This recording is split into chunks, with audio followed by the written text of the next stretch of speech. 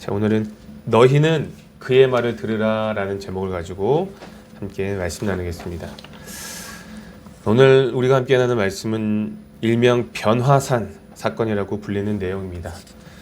예수님께서 산에 올라가 기도하실 때 광채가 나고 용모가 희게 변화가 되었다라고 해서 변화산 사건이라고 이야기를 하죠. 오늘 우리는 이 변화산 사건을 통해 하나님께서 제자들에게, 예수님의 제자들에게 무엇을 원하시는지를 확인하게 될 것입니다. 그러므로 제자의 삶을 살기로 결단한 우리도 본문을 통해 하나님께서 우리에게 무엇을 원하시는지 그 뜻을 확인하고 순종할 수 있는 결단이 있기를 바랍니다. 먼저 본문을 통해 변화산 사건을 한번 확인해 볼게요. 다시 한번 28절과 29절 말씀을 통해서 본문을 확인해 볼까요? 28절과 29절입니다. 시작! 이 말씀을 하신 후 8일쯤 되어 예수께서 베드로와 요한과 야고보를 데리고 기도하시러 산에 올라가사 기도하실 때 용모가 변화되고 그 옷이 휘어져 광채가 나더라. 아멘. 오늘의 본문은 이 말씀을 하신 후 라는 문장으로 시작합니다. 변화산 사건이 있기 전에 예수님께서 제자들에게 하신 말씀이 무엇인지 우리가 확인해야지만 오늘 본문을 이해하는데 좀 더 쉽겠죠? 이 말씀을 하신 후라고 시작하고 있기 때문에 이 예수님께서 제자들에게 무슨 말씀을 하셨는지 확인하기 위해서는요, 앞선 문단의 내용을 살펴보아야 합니다. 앞선 본문은요, 예수님께서 제자들에게 처음으로 십자가 순환 사건을 예고하시는 장면이 바로 앞선 본문에 나와 있어요. 그래서 22절의 말씀에 보시면 인자가 많은 고난을 받고 장로들과 대제사장들과 서기관들에게 버림받아 죽임을 당하고 제3일에 살아나야 하리라 라고 말씀하셨습니다. 처음으로 제자들에게 이 말씀을 하신 거예요. 예수님께서 이 말씀을 하신 이유는 제자들에게 자기 부인과 자기 십자가를 가르치기 위해서입니다. 그렇지 않으면 제자들이 예수님을 끝까지 따를 수가 없기 때문입니다. 자기를 부인해야만 예수님의 말씀에 순종할 수 있기 때문이에요. 제자들은요, 예수님이 이스라엘의 왕이 되면 한 자리 차지하려는 마음이 있었습니다. 잘못된 동기를 가지고 예수님을 따랐다라는 거예요. 그러나 예수님은 제자들이 생각하는 어떤 제왕적인 스타일의 이스라엘의 왕이 아니라 헌신과 섬김으로 왕이 되길 원하셨죠. 고난이 반드시 동반되어지는 길이었던 것입니다. 그러니까 예수님의 생각과 제자들의 생각은 정반대였다라는 거예요. 그래서 예수님은 나를 따르려거든 뭘 하라는 거예요? 자기를 부인하고 자기 십자가를 지라라고 말씀을 하신 거예요. 그래야 예수님의 뜻을 따라올 수 있기 때문입니다. 자, 이 말씀을 하신 후 8일쯤 되어서 약 일주일이겠죠. 약 일주일이 지나서 예수님은 베드로와 요한과 야고보를 데리고 기도하기 위해서 산에 올라가신 장면이 오늘의 본문입니다. 그리고 기도하실 때에 무슨 일이 벌어지고 있습니까? 예수님의 용모가 변화되어지고 있습니다. 같은 사건을 기록하고 있는 마태복음 17장에서는요. 예수님의 얼굴이 해같이 빛났다라고 기록되어 있고 그의 옷이 휘어져 광채가 났다라고 기록하고 있습니다. 역시나 같은 사건을 소개하고 있는 마가복음 9장에서는요. 세상에서 빨래하는 자가 그렇게 희게 할 수 없을 만큼 매우 희어졌다라고 기록하고 있습니다. 그러니까 이 변화산 사건은요. 사람이 인위적으로 만들어낼 수 없는 그야말로 초현실적인 변화인 것을 우리가 확인할 수 있겠죠. 자, 그렇다면 예수님께서는 이 제자들에게 이러한 모습을 보여주신 이유가 무엇일까요? 그 이유는 예수님께서 며칠 전에 8일 전에 제자들에게 말씀하셨던 대로 예수님께서 장차 세상을 심판하러 오실 때에 받게 될 그 영광의 본보기를 보여주기 위해서입니다. 예수님이 이런 모습을 가지고 내려오신다는 것을 알려주기 위해서 이 제자들에게 이 모습을 보여주시는 거예요. 오늘 본문 바로 앞에 문단에서 앞에 본문이 어떤 내용을 말씀드렸죠? 제자들에게 자기 부인과 십자가를 져야 된다라고 말씀하셨죠? 예. 그런데 이어지는 26절의 말씀에 보면은요, 이어지는 26절 성경 말씀을 보시면 예수님께서 제자들에게 자기 부인을 가르치신 후에 이 땅을 심판하러 오실 때 상황을 소개하는 장면이 나와요. 26절 제가 읽어드릴게요. 누구든지 나와 내 말을 부끄러워하며 인자도 자기와 아버지와 거룩한 천사들의 영광으로 올 때에 그 사람을 부끄러워하리라. 그렇죠? 예수님께서 이 땅을 심판하러 오실 때 어떤 모습으로 오신다고 지금 얘기하고 계세요? 자기와 아버지와 거룩한 천사들의 영광으로 오신다라고 말씀하셨습니다. 이 말씀을 하시고 8일쯤 되어서 산에 기도하러 올라가실 때에 그 모습으로 변화가 된 거예요. 그러니까 예수님의 이 변화는 장차 이 땅을 심판하러 오실 때 보여주실 그 영광의 본복이라는 것을 우리가 확인할 수 있겠죠. 그리고 이러한 모습은 주를 위해 고난을 받게 될 제자들을 위한 격려인 것입니다. 너희들 나를 따라오면 많은 고난과 어려움이 동반될 것인데 걱정하지 마. 내가 이 땅에 다시 올 때 이런 영광스러운 모습으로 너희들을 찾아갈 거야. 너희는 이 영광스러운 모습으로 나를 맞이하면 돼. 라면서 격려하고 있는 거예요. 부끄러워하지 말라라는 거겠죠. 자, 그러니까 지금 제자들은 예수님을 통해 감히 지금 무엇을 보고 있는 겁니까? 하나님의 영광을 목도하고 있는 거예요. 그죠? 아까 분명히 말씀하셨잖아요. 자기와 아버지와 거룩한 천사들의 영광으로 온다. 그 하나님의 영광으로 오시는 모습을 지금 이 변화사 사건을 통하여서 지금 제자들이 확인하고 있는 거죠. 그죠? 이해가 되시면 아멘? 그죠? 예. 하나님의 영광을 보고 있는 거예요. 예수님이 하나님 본체 그 자체이시기 때문에. 그렇죠? 자, 이 장면을 보고 제자들이 얼마나 감격스럽고 황홀스럽겠습니까? 그렇죠? 오직 누구에게만 허락되는 은혜입니까? 이 제자들에게만 허락되는 은혜예요. 예수님의 이러한 변화는요, 제자들에게 있어서 굉장히 충격적이고 황홀하며 감격적인 사건일 수밖에 없겠죠. 그런데 이 놀라운 은혜가 여기서 그치지 않습니다. 제자들을 더욱 황홀스럽게 만드는 일이 벌어지는데 30절과 31절 말씀을 읽어볼게요. 30절과 31절 시작. 문득 두 사람이 예수와 함께 말하니 이는 모세와 엘리야라. 영광 중에 나타나서 장차 예수께서 예루살렘에서 별세하실 것을 말할세. 아멘. 유대인들에게 있어서 모세와 엘리야는 어떤 사람입니까? 구약을 대표하는 지도자, 구약을 대표하는 선지자입니다. 그래서 그들이 가지고 있는 상징성은 굉장한 거예요. 그야말로 대단한 인물들이라는 겁니다. 그런데 그들이 영광 중에 나타나 예수님과 대화를 하고 있습니다. 제자들의 입장에서 볼 때에 어떤 생각이 들까요? 와, 우리가 따른 예수님 정말 대단한 분이구나 라는 자부심이 생기지 않을까요? 내 생각이 틀리지 않았어 라는 엄청난 이런 자부심과 감격이 있지 않았겠습니까? 자, 그런데 사실 이 사건을 통해서 제자들은요, 단순히 자부심을 느끼면 안 되죠. 반드시 이 사건을 통해 적어도 예수님이 누구이신지, 적어도 예수님이 무슨 일을 하기 위해서 이 땅에 오셨는지를 확인할 수 있어야 했습니다. 하나님은 이스라엘 백성들에게 수많은 선지자를 통해서 메시아를 보내주신다라고 수도 없이 말씀하셨습니다. 이것이 구약에서 말하는 핵심이지요. 그죠? 그리고 보내주신다라고 말씀하신 메시아가 누구입니까? 예수님이에요. 이것이 구약에서 말하는 핵심입니다. 자, 그렇다면 이 구약 시대에서 지도자를 대표하는 모세와 이 선지자를 대표하는 엘리야가 영광 중에 나타나 예수님과 대화하는 것을 보았다라면 적어도 그분이 하나님께서 약속으로 보내주신 메시아인 것을 확신할 수 있어야 됐어요. 왜냐하면 유대인들은요, 어려서부터 기본적으로 부모로부터 율법뿐만이 아니라 메시아 대망사상을 배우면서 자랍니다. 대망사상, 크게 소망한다라는 거예요. 메시아가 올 것이다라는 것을. 그래서 메시아 대망사상을 모를 수가 없어요, 유대인들은. 그러니까 모세와 엘리야가 영광 중에 나타나 대화를 했다는 것은 예수님이 누구이신지 확신할 수 있는 장면이라는 것을 우리가 확인할 수 있죠. 뿐만 아니라 그들과 예수님의 대화를 통해서도 확인할 수 있습니다. 그들과 예수님의 대화 내용이 무엇입니까? 장차 예수님께서 예루살렘에서 별세하실 것을 말씀하고 있습니다. 예수님께서 예루살렘으로 올라가 십자가에서 죽음을 당하게 되는 사건을 얘기하는 거겠죠.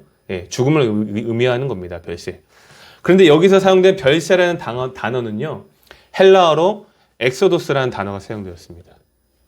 이 단어는요, 과거에 모세가 이스라엘 백성들을 이끌고 애굽을 탈출한 사건을 가리키는 단어와 같은 의미로 사용되어지고 있습니다. 그러니까 예수님의 죽음은요, 당신의 백성들의 영적 출애굽을 의미하는 겁니다. 여러분, 예수님의 이름의 뜻이 무엇입니까? 마태복음 1장에 나와 있잖아요. 자기 백성을 그들의 죄에서 구원할 사람이라는 뜻이 예수라는 뜻이에요.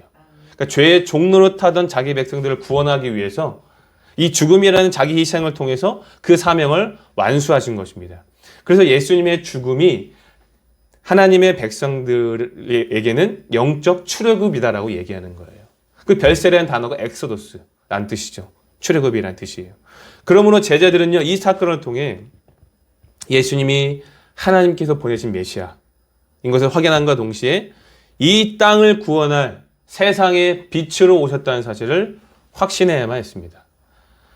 그러나 안타깝게도 제자들은 이 사건이 도대체 무슨 사건을, 무엇을 의미하는지 잘 몰랐어요.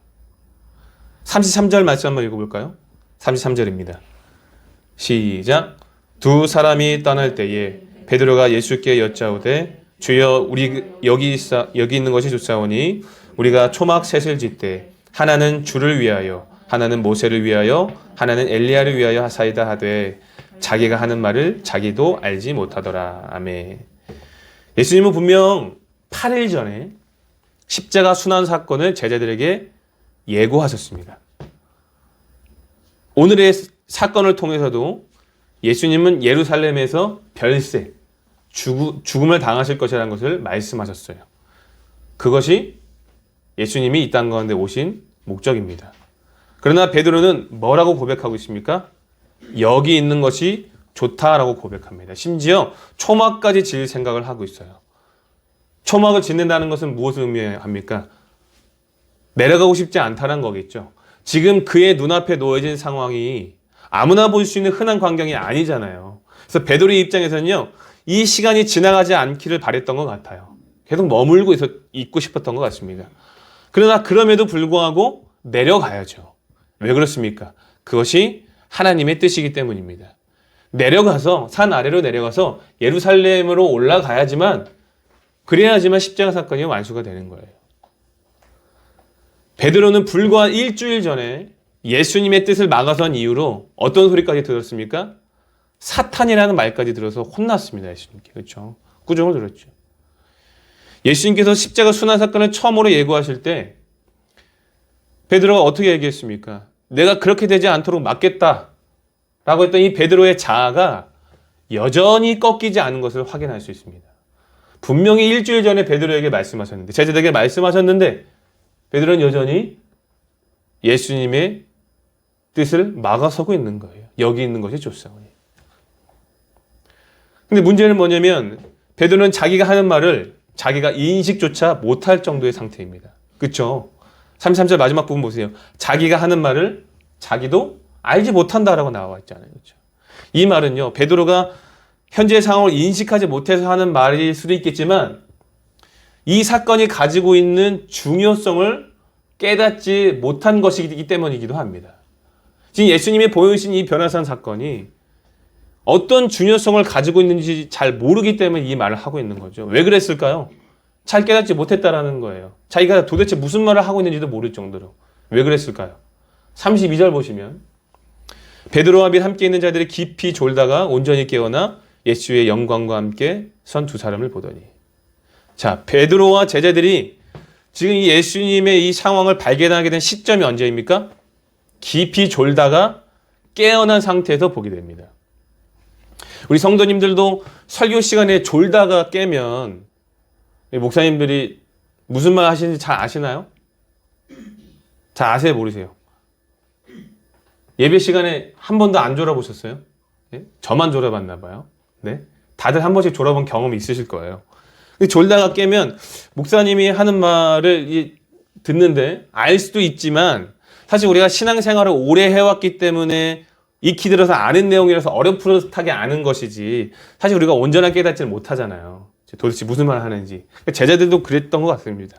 예수님의 용모에서 광채가 나고 옷이 희게 변화된 것을 보았음에도 불구하고 하나님이 영광 중에 나타난 그 모세와 엘리야를 보았음에도 불구하고 그들 사이에 대화하는 그 대화의 내용을 들었음에도 불구하고 베드로는 이 사건이 무엇을 의미하는지 깨닫지 못했다라는 거예요. 심지어 베드로는 다시 한번 예수님의 뜻을 막아서는 여기 있는 것이 좋사오니 이런 미련한 행동까지 해버렸습니다. 자, 그 이유가 무엇이다라는 거예요? 그들이 깊이 잠들어 있었기 때문이다라는 거예요. 다시 말하면 깨어서 기도하지 않았기 때문이라는 겁니다. 지금 제자들과 예수님이 산에 올라간 이유가 뭐라고 나와 있죠? 기도하러 올라간 것입니다. 그러니까 깨어 있어야 할 때 깨어 있지 않았고 기도해야 할 때 기도하지 않았기 때문에 자신의 감정을 따라 행동했고 자신의 자아를 절제하지 못하고 있는 거예요, 베드로는. 그리고 베드로가 초막 셋을 짓자라고 할 즈음에, 그죠? 여기 있는 것이 좋사오니 이 초막 셋을 짓고 싶어서 그 말을 할 즈음에 그때 하나님의 임재가 나타납니다. 34절부터 36절까지 한번 읽어보겠습니다. 시작. 이 말 할 즈음에 구름이 와서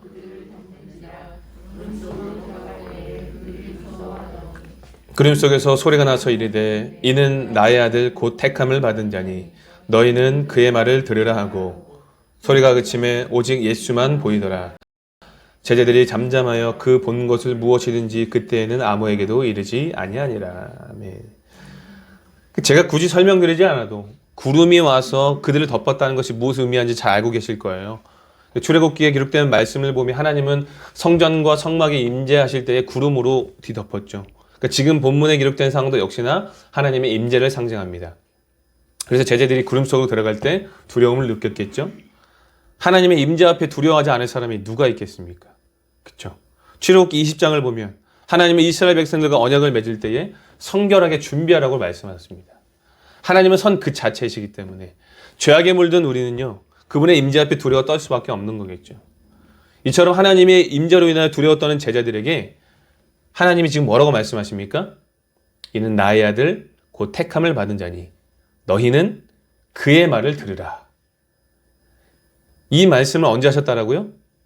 베드로가 여기 있는 것이 좋사오니 초막 셋을 짓자라고 말할 때에 이 말을 할 즈음에 하나님이 임재하시고 이 말씀을 하신 거예요.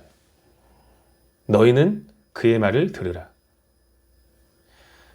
예수님은 제자들이 이 사건을 통해 당신이 누구이신지 그리고 그분의 사명이 무엇인지 깨닫기를 원하셨습니다. 그래서 십자가와 자기 부인을 말씀하신 후에 제자들을 데리고 기도하러 산에 올라가신 거예요. 그러나 제자들은 기도해야 할 때 기도하지 못했고 깨어있어야 할 때 깨닫지 못했기 때문에 그 사건의 중요성을 깨닫지 못하고 자기의 감정을 따라 행동했으며 자기의 자아를 내려놓지 못했던 것이죠. 오직 했으면 하나님이 임재하셔서 말씀하셨겠습니까? 너희는 그의 말을 들으라. 예수님이 말씀하신 것처럼 너희가 있어야 될 것은, 우리가 있어야 될 것은 이 산 위가 아니라 산 아래로 내려가서 예루살렘에 가서 시대의 복음으로 살아내는 것이다. 이것이 예수님께서 말씀하시는 거예요. 십자가의 길을 가야 된다. 이것이 예수님이 말씀하시는 거예요. 근데 여전히 베드로는 이 사건의 중요성을 깨닫지 못했던 거죠. 저의 개인적인 생각으로는 이 제자들 향한 하나님의 말씀 속에 아마도 탄식이 섞여 있지 않았을까라고 제 개인적으로 생각해 봅니다. 그렇죠? 왜냐하면 자칭 예수님의 제자라고 자부하는 저와 여러분들의 삶만 보아도 사실 순종을 발견하기가 쉽지 않기 때문이에요. 예수님의 말씀이 아니라 여전히 우리의 감정을 따라 살아가고 여전히 예수님보다 내가 앞설 때가 참 많이 있다는 것을 우리는 발견합니다. 그렇기 때문에 오늘 본문을 통하여서 우리도 함께 결단해 봐야 돼요. 하나님의 뜻보다 내 감정이 앞서고 하나님의 말씀보다 내 생각이 앞설 때마다 제자들에게 하신 이 말씀을 기억해야 됩니다. 너희는 그의 말을 들으라. 우리 성도님들의 삶 속에 순종되지 않는 영역이 무엇입니까? 주님께서 끊임없이 말씀하셨음에도 불구하고 여전히 순종되지 않는 영역이 있다면 이번 기회에 순종할 수 있기를 예수님의 이름으로 권면드립니다. 예수님께서 하나님의 뜻에 순종하셨기 때문에 우리가 이 자리에 있는 거예요. 예수님께서 하나님의 뜻에 순종하셨기 때문에 우리가 이 구원의 은혜로 하나님을 찬양하고 하나님을 예배하고 하나님 백성으로 살아가고 있는 것입니다. 우리 그리스도인들의 삶이야말로 그 주님의 말씀을 들어야 살 수 있는 존재들입니다. 우리가 생각했을 때는 세상적으로는 미련해 보이고 도대체 왜 그래야 하는지 이해하지 못하는 일이 참 많이 있어요. 그러나 그럼에도 불구하고 순종해야 돼요. 왜 그렇습니까? 그것이 하나님 백성들의 정체성이기 때문이에요. 하나님의 백성은 하나님의 말씀에 순종해야 그분의 백성으로서의 행복을 경험합니다. 그래야 하나님 나라를 경험할 수 있는 거예요. 처음에는 쉽지 않지만 힘들고 괴로웠지만 순종했더니 그 후에 우리의 삶의 놀라운 변화와 하나님의 영광을 경험하면서 살 수 있게 됩니다. 실제로 이 자리에 앉아 계신 분들은 그러한 경험을 하시지 않으셨습니까? 아무도 아멘 안 하시네요. 네. 다 그런 경험을 한번 해보셨을 거예요. 저는 그렇게 믿고 싶습니다. 자, 그러므로 장차 우리의 삶에 나타날 어떤 그 놀라운 변화와 하나님의 영광을 기대하면서 이 주님의 뜻에 순종할 수 있는 결단이 있기를 예수님의 이름으로 건면드려요. 자, 그런데 여기서 말씀이 마무리되면 참 좋겠지만 순종 쉽지 않습니다. 우리가 삼지연송 하나님의 말씀에 순종해야 된다고 계속해서 배우고 있잖아요. 그렇죠? 순종 쉽지 않습니다. 단순히 결단만으로는 우리의 육체의 소욕이 너무나 강력하기 때문에 그리고 어떻게 해야 이 예수님의 말씀에 순종할 수 있을지, 어떻게 해야 하나님의 말씀을 따라 살아갈지 참 우리가 참 많은 고민이 됩니다. 어떻게 해야 될까요? 우리가 어떻게 해야 예수님의 말씀을 들으며 그분의 말씀에 순종하여 시대의 복음으로 살아낼 수 있을까? 그 해답은요. 베드로전서 4장 7절 말씀에 나와요. 베드로가요. 소아시아 교회 성도들에게 이렇게 이야기합니다. 만물의 마지막에 가까이 왔으니 그러므로 너희는 정신을 차리고 근신하여 기도하라 라고 이야기합니다. 베드로는요. 아무래도 과거의 전철을 밟지 않기 위해 그의 경험을 살려 이렇게 권면하고 있는 것 같습니다. 만물의 마지막에 가까이 왔으니 그러므로 너희는 정신을 차리고 근신하여 기도하라. 깨어 기도하라. 오늘 본문 32절에 기록되어 있는 것처럼 베드로가 이 변화된 예수님과 이 예수님의 그 모습을 보았을 때에 계속해서 머물려고 했었던 이유 뭐라고 얘기했습니까? 그가 깊이 잠들어 있었기 때문이었다는 거예요. 깨어 기도하지 않았기 때문입니다. 깨어 있어야 할 때 깨어 있지 않았고 기도해야 할 때 기도하지 않았기 때문에 자신의 감정을 따라 행동했고 자신의 자아를 절제하지 못했던 겁니다. 그러므로 사랑하는 성도 여러분, 제자로 부름받은 우리도 예수님의 말씀을 들으며 그분의 말씀에 순종하여 시대의 복음으로 살아내기 위해서는 어떻게 해야 됩니까? 반드시 깨어서 기도해야 합니다. 기도해야 할 때 기도해야 되고요. 있어야 할 자리에 있어야 합니다. 특별히 말세 중에서도 지말, 마지막 시대 중에서 또 마지막이라고 말하고 있는 이 시대에 우리는 더욱더 정신을 차리고 근신하여 기도해야 합니다. 그런 의미에서 오늘 우리에게 이 기도에 대한 바른 정립이 필요해야 돼요. 우리 당연히 말씀대로 살아가는 결단이 필요하고 기도도 당연히 필요합니다. 근데 우리는요, 이 기도에 대한 바른 정립이 필요해요. 기도는 단순히 우리의 필요를 요청하는 정도의 개념이 아닙니다. 하나님께서 우리의 필요를 채워달라고 하는 정도가 기도가 아니라는 거예요. 성도님들은 하나님이 우리의 기도를 왜 들어준다고 생각하세요? 대부분의 성도들은 기도의 분량이 찼다라고 생각하는 분들이 있습니다. 물론 이 말도 틀리지 않죠. 그러나 궁극적으로 하나님께서 우리 하나님의 백성들에게, 당신의 자녀들에게 기도에 응답하시는 이유는요, 하나님이 우리의 아버지가 되시기 때문이에요. 즉 관계 때문이다라는 겁니다. 마태복음 7장 7절의 말씀에 보면은요, 예수님께서 제자들에게 말씀하시죠. 구하라, 찾으라, 두드리라. 그리하면 받게 되고, 그리하면 찾게 되고, 그리하면 열릴 것이다라고 말씀하셨어요. 무엇이든지 구하래요. 그러면 하나님이 주신다는 겁니다. 왠지 아십니까? 하나님이 우리의 아버지가 되시기 때문입니다. 이 말씀을 하시고 나서 마태복음 7장 11절에서 뭐라고 말씀하시냐면, 이 말씀하시고 나서 7장 11절에서 너희가 악한 자라도 좋은 것으로 자식에게 줄 줄 알거든 하물며 하늘에 계신 너희 아버지께서 구하는 자에게 좋은 것으로 주시지 않겠느냐라고 말씀하세요. 무엇이든지 구하라는 건 뭐예요? 하나님이 우리의 아버지가 되기 때문에 주신다라는 거예요. 그러니까 하나님께서 우리의 기도를 들어주시는 이유는요, 기도의 분량, 다시 말하면 우리가 어떠한 행위로 인한 결과가 아니라는 겁니다. 아시겠죠? 하나님이 우리의 아버지가 되시기 때문에 자식의 기도에 응답해 주시는 거예요. 그래서 아버지가 보시기에 필요한 것은 들어주시고 필요하지 않은 것은 노라고 하시기도 하시고, 지금 당장 필요하지 않은 것은 시기에 맞게 들어주시기도 하는 겁니다. 어떤 분들이 말하는 기도의 분량이 찼다라는 말은 우리의 행위에 근거한 말이 아니라 마음에 소원하는 바, 그 간절한 마음을 보시고 하나님이 들어주신다라는 것으로 우리가 이해하셔야 되는 거예요. 그 자녀의 간절함이 쌓이고 쌓여서 그 아버지가 보시기에 더는 안 되겠다 싶어서 그 하나님 아버지의 그 인자하심 때문에 자녀들의 기도에 응답해 주시는 거예요. 그러니까 결국 기도는요, 무엇입니까? 하나님과 자녀와의 더 친밀한 관계를 맺는 시간으로 이해할 때 기도가 어렵지 않게 우리가 받아들일 수가 있는 거예요. 기도에도 우리의 기도에 응답 안 해주시던데요. 그냥 내 필요를 요청하는 정도로 기도하면 안 되고 하나님과의 관계를 위해서 기도해야 된다는 거죠. 기도의 시간은요, 하나님과 관계를 맺어가는 시간. 기도한 시간은 그분을 더 깊이 알아가는 시간으로 이해해야 됩니다. 물론 우리가 기도하러 나왔을 때에 처음 기도하면 어떤 기도하죠? 나의 어떤 연약함이라든지 고충을 토로하게 됩니다.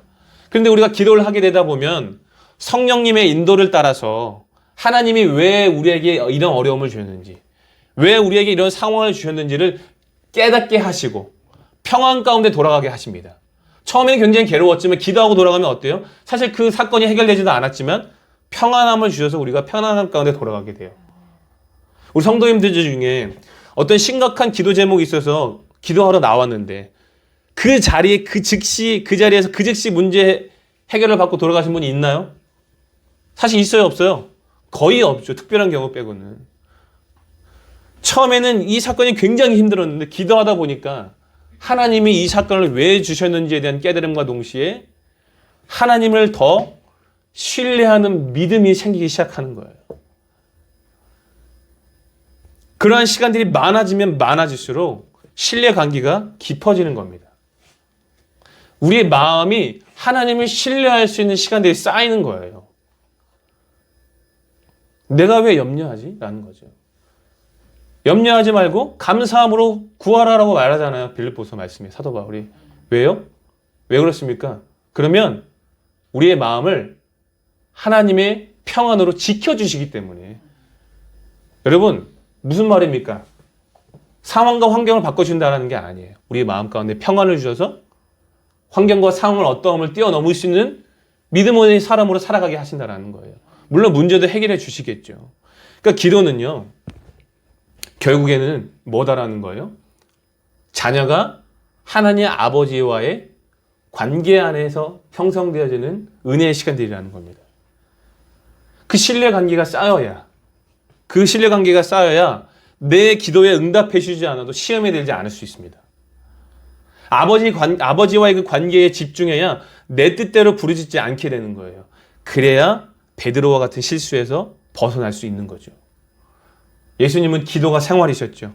새벽 미명에 나가 기도하셨고 따로 한적한 곳에 나가서 시간만 되면 기도하셨습니다. 하나님과 그 고요한 시간들을 가지면서 주님과 함께 하셨습니다. 하나님과 함께 하셨습니다. 예수님이 어떠한 기도를 하셨을까요? 예수님이 십자가에 잡히시기 전날 밤 어떤 기도를 하셨는지 확인해 보면 알 수 있겠죠. 예수님이 십자가에서 돌아가시기 전날 밤 어떤 기도를 하셨습니까? 내 원대로 마시옵고 아버지의 뜻대로 되기를 원합니다 라고 기도하셨습니다. 끝까지 하나님의 뜻을 물으며 그 관계 안에서 하나님 앞에 기도하셨다라는 거예요. 그러므로 기도를 이 하나님과의 그 관계로 이해하신다면 오늘 본문을 통해 우리에게 주시는 도전이 더욱더 확실한 믿음으로 받아들일 수 있을 것이다 저는 생각됩니다. 기도를 하면 할수록 주님과 더욱 친밀해지고 친밀해지면 친밀해질수록 그분의 말씀을 듣기가 수월해지는 거예요. 여러분, 우리 인간관계도 마찬가지잖아요. 그렇죠? 여러분 사기꾼들이나 신천지들이 어떻게 사람들 유혹합니까? 신뢰관계. 관계에 신뢰를 쌓잖아요. 관계에 신뢰를 쌓다가 내 말에 무조건 듣게끔 하잖아요. 인간관계도 마치잖아요. 그래서 사기꾼들한테 당하고 그래서 신천지한테 잡히는 거예요. 그렇죠?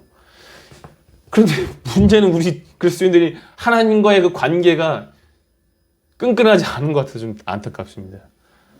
끈끈하지 않은 이유가 뭐라는 거예요?